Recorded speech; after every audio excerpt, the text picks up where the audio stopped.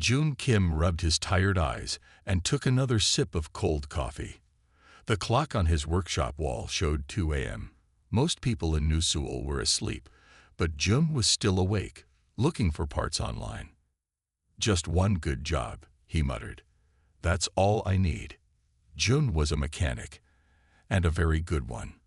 He could fix almost anything with engines, but his small shop on the edge of the city wasn't doing well. Not many customers came this far out, and he hadn't paid his rent in 2 months. He scrolled through the auction site, looking at old car parts and broken machines. Then something caught his eye. The listing said, "Exotic vehicle parts, unknown origin, with a starting price much lower than it should be." June leaned closer to his screen. The pictures showed twisted metal with strange markings. Most people would see junk, but June saw something else. Those weren't Earth designs. The metal wasn't from Earth either. "Is that alien tech?" he whispered. 5 years ago, humans had learned they weren't alone in the universe. Aliens had made contact, and now Earth was part of the galactic community. Alien visitors were rare in small places like June's neighborhood, but common enough in big cities. June checked his bank account. He had saved 15,000 credits for emergencies. This would take all of it. His hand shook as he entered his bid. "This is crazy," he told himself. "Completely crazy." 3 days later, the large delivery truck stopped outside his workshop. 2 bored drivers unloaded a container the size of a small car and left without saying much. June waited until they were gone before opening the container. Inside was exactly what he had hoped for. A small alien ship. It was badly damaged, with burn marks along one side. Part of the hull was crushed. But it was definitely a spacecraft. "I can't believe it," June said, walking around the ship. An actual alien vessel. The ship was about the size of a delivery van. Its design was sleek, with a pointed front and wide back section. The metal had a blue-silver color that Earth metals didn't have. June found what looked like a door panel and pressed his hand against it. To his surprise, it slid open with a soft hiss. The inside was dark and smelled strange, like ozone and something earthy he couldn't name. June turned on his work light and stepped inside carefully. The cockpit area had 2 seats with controls that looked nothing like human designs. The writing on the panels was in a language June had never seen before. Behind the cockpit was a small living area and what might be an engine room. As June explored, he noticed something odd.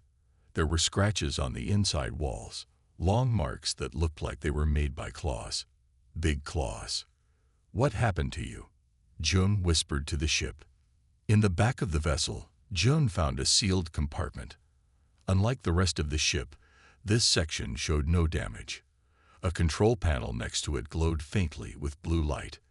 June placed his hand near the panel and felt warmth. Whatever power system the ship used, this part was still working. He tried pressing different parts of the panel, but nothing happened. The compartment stayed sealed. "I'll figure you out tomorrow," June said, patting the ship's wall. As he turned to leave, he heard a sound from inside the sealed compartment, a soft thump like something moving. June froze. Another thump, louder this time. There was something alive inside the ship. June backed away slowly, his heart racing. He wasn't sure what to do. Call the authorities. They might take the ship away. Try to open the compartment. Whatever was inside might be dangerous. He decided to wait and think. First, he would learn more about the ship. Then he would decide what to do about its mysterious passenger. As June left the ship, he didn't notice the small camera hidden in the corner of his workshop. Someone else was very interested in his new purchase. June couldn't sleep that night. He kept thinking about the sounds from inside the sealed compartment. By morning, he had made up his mind. He had to see what was inside.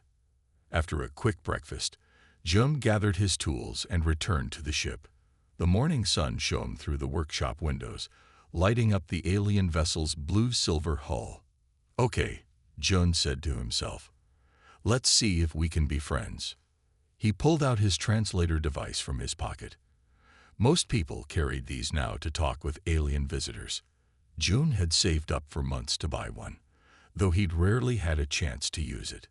Inside the ship, the sealed compartment looked the same as yesterday. The control panel still glowed with faint blue light. June placed his hand on it and felt the warmth. "Hello," he called. "Is someone in there?" No answer came, but June thought he heard movement inside. He studied the control panel more carefully now. The symbols were strange, but one looked like it might be a handprint. June placed his palm over it. Nothing happened. "Of course," June muttered. "It's probably keyed to a specific species." He tried pressing different combinations of symbols instead. After several minutes, a red light flashed on the panel. "That can't be good," June said, stepping back. A loud hissing sound came from the compartment. The panel flashed faster. Then, with a bang that made June jump, the sealed door burst open. Cold air poured out, along with a strange, sweet smell. June peered inside, his heart racing. Something moved in the darkness. Something big. Two glowing yellow eyes stared back at him. "Hello," June said again, holding up his translator. "I'm June. I'm not going to hurt you." A deep growl was the only response. The creature moved forward into the light. June gasped. It looked like a wolf, but much larger than any earth wolf. It stood as tall as June's chest, with thick silver-blue fur and a powerful build. Its face was more expressive than an earth wolf's, with a wider forehead and eyes that showed clear intelligence. The alien wolf limped out of the compartment. June saw that one of its legs was injured, with dried blood matting the fur. The wolf bared its teeth and growled again. The translator in June's hand peeped and displayed words. "Stay back, human." "You're hurt," June said. "I can help." The translator converted his words, and the wolf's ears perked up in surprise. "You understand me," came the translated growl. "Yes. My name is June Kim. This is my workshop on Earth. I bought this ship at auction." The wolf's eyes narrowed. "You bought my ship." "It was for sale as salvage," June explained. "I didn't know anyone was inside." The wolf looked around, taking in the damaged state of the vessel. It seemed to sag slightly, ears dropping. "What's your name?" June asked. The wolf made a series of sounds that the translator simplified to "Die." "Are you hungry?" "Die." "Thirsty?" Day seemed to consider this, then nodded once. "Water." June left and returned with a large bowl of water. Day drank it quickly. "What happened to your ship?" June asked. "Pirates," Day growled. "Attacked my research vessel. I escaped in this shuttle. Put myself in stasis when I was wounded." "How long?" "I don't know," June said.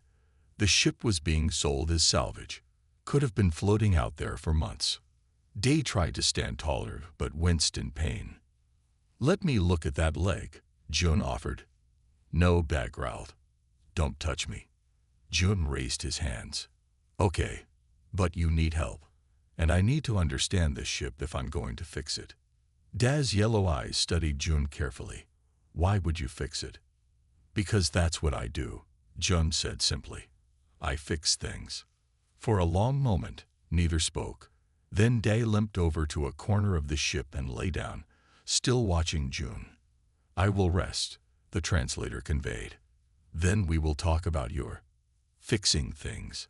June nodded and backed away, giving the alien wolf space. One thing was clear. His life had just become much more complicated and much more interesting. The next morning, June returned to the workshop with food and medical supplies. Day was still in the corner of the ship where he had settled the day before. The alien wolf watched June with careful yellow eyes. "I brought breakfast," June said, setting down a plate of cooked meat. "And something for your leg." Day sniffed the air. "What meat is this?" "Beef. From earth cows. It's good protein." Day approached slowly and sniffed the meat again before taking a small bite. His ears perked up, and he quickly ate the rest. Now your leg, Jun said, holding up a first aid kit. Day growled softly. I can clean my own wounds. With what? Your tongue, Jun asked. This will help it heal faster. After a long moment, Dai stretched out his injured leg. The cut was deep but no longer bleeding. Jun worked carefully, cleaning the wound and applying medicine. Dai watched every move but stayed still. You were a navigator, Jun asked as he wrapped the leg with a bandage. How did you know? The ship's design. The second seat in the cockpit has navigation tools. Dai seemed impressed. Yes, I was navigator on a research vessel. We were studying a planet in the Roca system. What happened? Dai's ears flattened. Pirates attacked without warning. They killed the captain and most of the crew. I managed to reach the shuttle, but they damaged it as I escaped. I was hit by falling debris. He nodded toward his injured leg. The shuttle systems were failing. I knew I wouldn't survive long enough to reach help, so I sealed myself in the stasis chamber. And then you drifted until salvagers found the ship. Jun finished. They probably never checked the stasis chamber, just sold it as scrap. Dai looked around the damaged shuttle. Can it be fixed? Jun scratched his head. Some parts, yes, but I'll need special materials for others. Alien tech isn't easy to find on Earth. I need to contact my people, Dai said. The pirates might still be looking for me. Why? What did they want? Dai turned away. That's not your concern. Jun stood up and crossed his arms. I spent all my money on this ship. I gave you food and fixed your leg. I think it is my concern now. The wolf's yellow eyes narrowed. You bought stolen property. You're lucky I don't call Earth authorities. Jun laughed. Go ahead. They'll take the ship, and you, for processing. It could be months before they sort it out. The two stared at each other. Finally, Dai sighed. A strange sound coming from a wolf-like creature. What do you want, human? A deal, Jun said. I'll help repair this ship and give you shelter. You teach me about alien technology. When the ship is fixed, we both win. You can contact your people, and I'll have knowledge that few humans have. Why not just sell the ship for parts? You'd make more money. I don't want more money, Jun said. I want to learn. Dai studied him for a long time. Most species are just interested in profit. I'm not most humans. Dai stood up, testing his bandaged leg. It seemed to hurt less now. Very well, he said. We have a deal. But understand this, there are things I cannot tell you. For your safety and mine. Jun nodded. Fair enough. Let's start with the engine. Over the next few days, an uneasy alliance formed between them. Dai remained grumpy and suspicious, but he began to share knowledge about the ship's systems. Jun worked tirelessly, making repairs with Earth materials when possible. You're not as stupid as most humans, Dai said one evening as Jun successfully rewired a control panel. Jun smiled. From Dai, this was high praise. And you're not as scary as you think you are, he replied. Dai made a huffing sound that might have been a laugh. Neither of them noticed the small drone hovering outside the workshop window, watching them work together. 2 weeks passed. Jun and Dai fell into a routine. During the day, they worked on the ship. At night, Jun would bring food and they would talk. Dai's leg was healing well. He could now move around the workshop freely, though he stayed hidden whenever anyone came near. Try this, Jun said one evening, placing a bowl in front of Dai. It's called kimchi, Korean food. Dai sniffed the red, spicy cabbage with suspicion. It smells strong. It's good. Trust me. The wolf took a small bite, then his eyes widened. He ate the rest quickly. Good, Jun asked with a smile. Acceptable, Dai said, but his wagging tail gave away his true feelings. Jun laughed. You're just like my old dog. He pretended not to like things too. Day's ears flattened. I am not a dog. I know. Sorry. To change the subject, Joan turned on some music. Soft Korean pop songs filled the workshop. What is this noise? Day asked. Music. Don't you have music on your world? Yes, but not like this. Dad tilted his head, listening. Ours has more. Howling. June smiled at the image of wolves howling to music. What is your world like? Dad's yellow eyes seemed to look far away. Cold. Beautiful. The forests are silver, not green like here. 3 moons light the night. The air smells like. I don't know the word in your language. Do you miss it? Yes, Daya said simply. For the first time, June saw loneliness in the alien wolf's eyes. He understood that feeling well. The next day, a knock on the workshop door made them both freeze. Dag quickly hid inside the ship. June opened the door to find Minji Park, his friend who supplied him with rare parts. I have those power couplings you asked for, she said, holding up a box. Very hard to find. Very expensive. Thanks, Minji. You're the best. Minji walked past him into the workshop. So what big project are you working on that needs alien-compatible couplings? She walked toward the ship. Just experimenting, Joan said nervously. Minji's eyes widened when she saw the ship. Wow, is that what I think it is? Before June could stop her, she was inside the vessel, looking around with wonder. June, this is amazing. Where did you? A growl interrupted her. Dai stepped out from his hiding place, teeth showing. Minji screamed and backed away. What is that? Minji, it's okay, Jun said quickly. This is Da. He's the ship's owner. A real alien. In your workshop.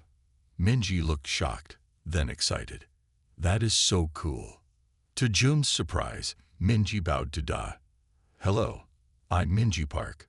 Nice to meet you. The translator converted her words. Day seemed confused by her reaction, but he stopped growling. You're not afraid? Day asked. A little, Minji admitted, but mostly curious. I've never met a. What are you exactly? Wolven, Day said. From the Sirius system. Minji's eyes lit up. I've read about your people. You're known for your navigation skills. Day seemed pleased by this. His ears perked up.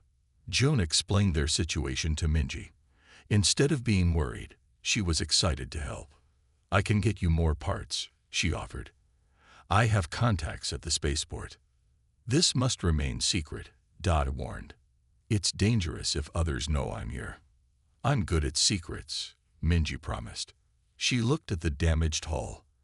And I know someone who works with alien metals. As Minji and Dad discussed the ship's needs, Jun watched with amazement. Somehow, his small circle had grown from 1 to 3. That night, after Minji left, Dae seemed less grumpy than usual. Your friend is interesting, he said. She's smart and knows everyone in the parts business, Jun replied. With her help, we might fix this ship faster than we thought. Dae nodded. Perhaps not all humans are bad. Coming from Dae, this was a huge compliment. Jun smiled. We're making progress, he said, patting the ship's hull. On more than just repairs. A month had passed since Dae first emerged from the stasis chamber. The ship was now about halfway repaired. The engine worked again, though it couldn't yet reach full power. The hull damage was patched, and most systems were online. Minji had become a regular visitor, bringing parts and news from the outside world. Today, she arrived looking worried.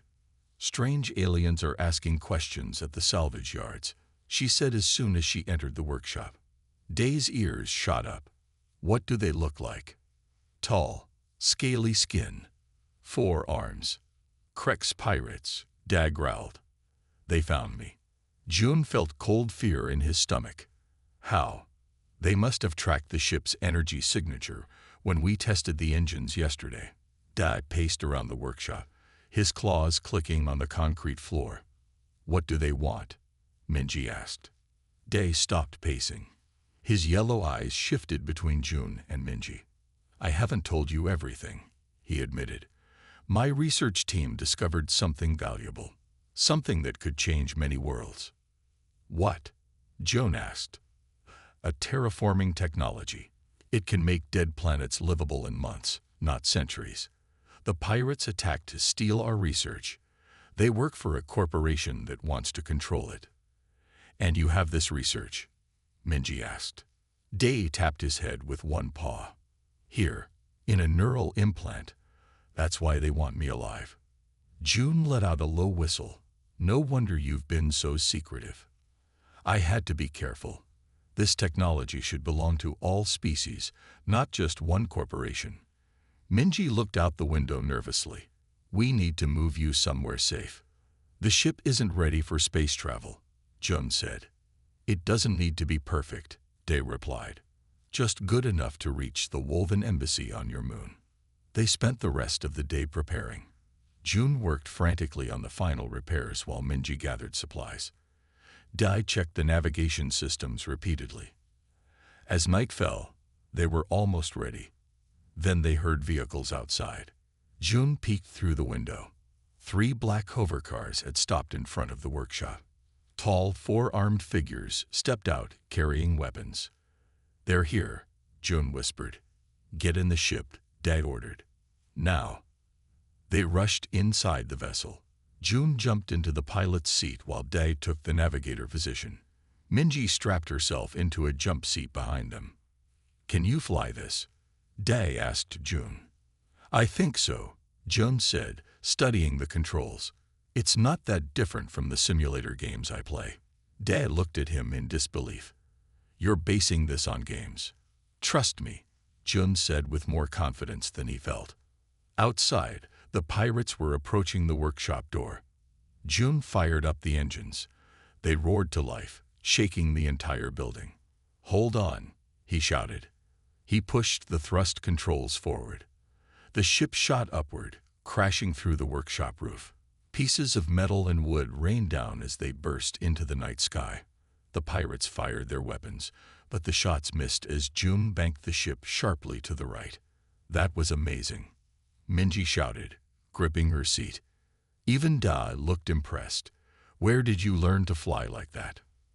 I told you, video games, June said with a grin. And fixing engines my whole life. They climbed higher into the atmosphere. The stars grew brighter as the air thinned. The ship shuddered, but held together. Then a warning light flashed on the control panel. What's that? June asked. Dai's ears flattened. Pursuit craft. 3 of them. Coming fast. On the radar screen, 3 dots were closing in on their position. They're faster than us, Dai said. We can't outrun them. June looked at the controls, thinking hard. Then a smile spread across his face. Maybe we can't outrun them, he said. But I bet they don't play as many video games as I do. He spun the ship into a dive, heading back toward Earth. What are you doing? Dai yelped. Something unexpected, June replied. Hold tight. This might get rough. As the pirate ships followed them down, June's hands moved confidently across the controls. The chase was on. June pulled the ship into a steep dive toward Earth. The 3 pirate ships followed close behind. They're gaining on us, Minji shouted, watching the radar screen. Just a little closer, June muttered, his eyes fixed on the controls. The ship shook violently as it hit the thicker parts of Earth's atmosphere. Warning lights flashed across the control panel. Hull temperature rising, Dai growled. This ship wasn't designed for such sharp re-entry. Trust me, June said. Just as the first pirate ship came within firing range, June yanked the controls hard to the left. Their ship rolled sideways and shot toward a bank of thick clouds. 2 pirate ships followed their turn, but the third wasn't quick enough. It spun out of control, its engines flaring as the pilot struggled to correct course. 1 down, Minji cheered. Inside the clouds, June cut the main engines. The ship went quiet and dark, drifting downward. "What are you doing?" Dai asked, alarmed. "Hiding," Jun whispered. "They track our heat signature." "No heat, no signature." They held their breath as the two remaining pirate ships zoomed past above them, still following the trajectory they had been on. After a minute, Jun restarted the engines at low power. He guided the ship in the opposite direction, staying inside the cloud cover. "That was smart," Dai admitted, his yellow eyes watching Jun with new respect. "Video games," Jun said with a grin. "Now let's find somewhere safe to land and talk." They sat down in a remote forest area. The ship's landing wasn't smooth. They bounced twice and knocked down several trees. But they were in one piece. Inside the ship, they gathered in the small living area. "Now," Jun said, looking at Dae, "it's time for the whole truth. What exactly did you discover?" Dae sighed, a very human-like sound coming from his wolf body. "My research team found ancient technology on an abandoned planet. It was built by a species that died out long ago." "The terraforming technology," Minji said. "Yes, but it's more than that. This technology doesn't just make planets habitable. It does it without destroying what's already there. Current terraforming methods kill all native life. This preserves it." Jun whistled. "That would change everything." "Exactly. Millions of worlds could be settled without destroying their natural ecosystems." Dae's ears drooped. "But the Galactic Development Corporation wants it for themselves. They would charge fortunes for its use. And your team wanted to share it freely," Minji guessed. "Yes, that's why they attacked us." Dae looked down at his paws. "I'm the only survivor." The ship suddenly grew quiet. Jun and Minji looked at each other, finally understanding the weight Dae had been carrying. "I'm sorry," Jun said softly. Dae nodded. "The data is encoded in my neural implant. I was taking it to the Science Council when we were attacked. If I can reach the Wolven Embassy on your moon, they can extract the data and share it with all species. And the pirates want to take you to their corporate bosses instead," Minji said. "Yes, they would extract the data and dispose of me afterward." Jun stood up. "Well, that's not happening. We're getting you to that embassy." "How?" Dae asked. "The ship is damaged again from the rough landing. The pirates are still searching. And none of us are trained space pilots." Jun smiled. "I may not be trained, but I just outflew 3 pirate ships. And I'm a mechanic, remember? Fixing things is what I do. And I have contacts," Minji added. "People who hate big corporations. They'll help us." Dae looked between the two humans, surprise clear in his yellow eyes. "You would risk yourselves, for me, for technology that won't even benefit your world directly." "Of course," Jun said simply.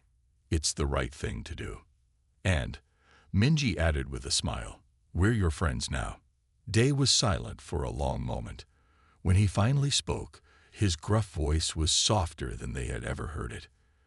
"I misjudged humans," he said. "My people should learn from yours." Outside, the sun was setting, casting long shadows through the forest. In the distance, they could hear the faint hum of ships searching. Their brief moment of safety wouldn't last long. But for now, they had something they didn't have before. A true alliance. Morning came, and with it the sound of distant ships still searching the forest. Jun had worked through the night, repairing damage from their rough landing. Minji had made calls on a secure line to friends who might help. Dae had kept watch, his keen senses alert for danger.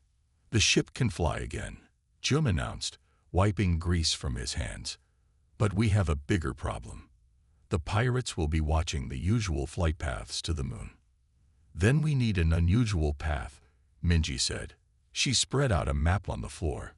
"My friend at the spaceport says there's a cargo ship leaving for Mars in 3 hours. Its path goes near the moon. So we follow behind it," Dae said, "using its signal to hide ours." "Exactly. But the cargo ship is much bigger and faster than us. We'd need more power to keep up." Jun looked thoughtful. He walked around the small alien ship, studying it with a mechanic's eye. "What if we combine technologies?" he said finally. "Use Earth rocket fuel to boost the alien engines." Day's ears flattened. "That's dangerous. The systems weren't designed to work together." "Most good ideas are a little dangerous," Jun replied with a smile. "I can make it work." Using parts from Minji's car and fuel she had brought from her contacts, Jun created a hybrid engine system. It wasn't pretty, but it might give them the boost they needed. "Ready?" Jun asked as they prepared for takeoff. Dae and Minji nodded. All three looked nervous but determined. The ship rose into the air much more smoothly this time. Jun kept them low, flying between hills and valleys to avoid detection. When they reached the ocean, he finally took them higher into the clouds. "Cargo ship spotted," Dae said, looking at the navigation screen. "It's lifting off now." "Perfect timing," Jun said. They watched as the massive cargo ship climbed into the sky ahead of them. When it reached the upper atmosphere, Jun moved their smaller vessel into position behind it. "Now for the tricky part," he said. Jun activated the hybrid engine system. The ship lurched forward with a powerful burst of speed. Warning lights flashed on the control panel, but Jun had expected this. He adjusted settings quickly, balancing the Earth and alien technologies. "It's working," Minji said as they kept pace with the larger ship. They were halfway to the moon when the radar beeped urgently. "3 ships approaching fast," Dae reported. "The pirates found us." "They're not giving up easily," Jun muttered. The cargo ship continued its journey to Mars, unaware of the drama playing out behind it. As it moved away from the moon's trajectory, Jun had to make a choice. "We need to break away now," he said. "Head straight for the moon. We'll be exposed." "Do it," Dad said. "We're close enough." Jun turned the ship toward the moon. Almost immediately, the pirate vessels changed course to intercept them. "They're trying to box us in," Dad growled, watching the radar. Jun studied the controls, thinking hard. Then he smiled. "They expect us to act like an alien ship," he said. "But we're not just an alien ship anymore." He flipped several switches, shutting down the alien engine completely. Then he fired up only the Earth rocket system. "What are you doing?" Dae asked, alarmed. "Changing our energy signature," Jun explained. "Their sensors are looking for alien tech. We just became an Earth vessel." Sure enough, the pirate ships hesitated, confused by the sudden change. By the time they adjusted course, Jun had switched back to the hybrid system, pushing their ship to maximum speed. "The moon's Wolven embassy is sending escorts," Dae announced, his ears perked up. "They received my emergency signal." Through the view screen, they could see 2 sleek silver ships approaching from the moon's surface. "We did it," Minji whispered. "Not yet," Jun said.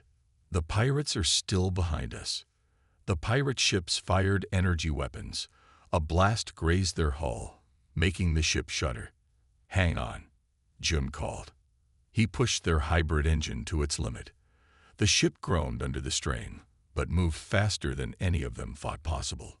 "That's human ingenuity for you," Jun said proudly as they pulled away from the pirates and toward the safety of the Wolven escorts. Dae's yellow eyes gleamed with new respect. "I've never seen anything like it." The Wolven escort ships moved into position around them, their advanced weapons targeting the pirate vessels. After a brief standoff, the pirates turned and fled. "They're retreating," Dae announced, his tail wagging slightly despite his attempt to look serious. Jun let out a long breath and slumped in the pilot's seat. Minji cheered and hugged both Jun and Dae. "Personal space," Dae grumbled, but he didn't pull away. The escort ships guided them to a large dome on the moon's surface, the Wolven embassy. As they landed, Jun marveled at the sleek silver buildings and the busy spaceport filled with vessels from many worlds. A group of Wolven officials waited as they exited their ship. The Wolven were all like Dae, large wolf-like creatures with intelligent eyes, but with different colored fur and official-looking uniforms. "Navigator Dae," said one with gray fur and badges of rank. "We feared you were lost with the rest of the research team." "Commander Rin," Day replied with a respectful bow of his head. "Thanks to these humans, I survived, and the data is safe." The commander looked at June and Minji with surprise. "Humans helped you?" "They did more than help," Day said. "They saved me, repaired my ship, and outmaneuvered Krek's pirates. Without them, the technology would be in corporate hands now." June felt himself blushing at the praise. Dai had never spoken so highly of them before. Over the next few days, medical experts carefully extracted the data from Dai's neural implant. The information was immediately sent to the Galactic Science Council, who declared it too important to be owned by any one group. The terraforming technology would be shared with all species. The Krek's pirates were captured by galactic enforcement officers when they tried to flee the system. Their corporate backers faced serious charges for the attack on the research vessel. A week after their arrival, Commander Rin called June, Dai, and Minji to a meeting. "The Council is impressed by what you've accomplished," the commander said. "Especially you, Jun Kim. Your engineering skills and quick thinking are remarkable." "I just did what I'm good at," Jun said modestly. "Fixing things." "You did more than fix things. You showed creative solutions that our engineers would never have considered." The commander leaned forward. "The Council has a proposal for you. We need cultural liaisons and technology specialists to help bridge the gap between human and alien engineering." Jun's eyes widened. "You're offering me a job?" "A position with the Galactic Science Council," Rin confirmed. "With appropriate payment, of course." Jun could hardly believe it. From a struggling mechanic to working with advanced alien technology, it was beyond his wildest dreams. "What about Minji?" he asked. "She was essential to our success." "Miss Park has already been offered a position in communications," Rin said with what looked like a wolf smile. "She accepted immediately." Minji grinned and gave Jun a thumbs up. "And Dai?" Jun asked, looking at the silver-blue wolf who had become his friend. Day stepped forward. "I've requested to be assigned as your partner," he said. "Someone needs to keep you from blowing yourself up with your crazy ideas." Despite his grumpy tone, Day's eyes were warm. Jun felt a lump in his throat. "I accept," Jun said to Commander Rin. "But I have one condition. I want to keep our ship with all its human modifications." Rin looked amused. "The hybrid vessel? Very well. It will be registered as the official transport for Liaison Kim and Navigator Da." 1 month later, the repaired and improved ship left the moon base on its first official mission. The vessel had been properly registered with a name painted on its hull, Lucky Wolf. In the cockpit, Jun sat at the controls with Da beside him. Minji was at the new communication station behind them. "Where to, partner?" Jun asked. Day pretended to look annoyed, but his tail gave a small wag. "Epsilon system. Strange energy readings. Probably nothing important. Or it could be our next big adventure," Minji said with a smile. As the ship accelerated away from the moon, Jun couldn't help but think how much his life had changed since buying that broken alien ship. He had found not just a new career, but a new family, even if one of them was a perpetually grumpy alien wolf. "You're smiling too much," Da complained. "Get used to it," Jun replied. "Humans smile a lot, especially happy ones." Da huffed, but as they set course for the stars, Jun was sure he saw the corners of the wolf's mouth turn up just a little.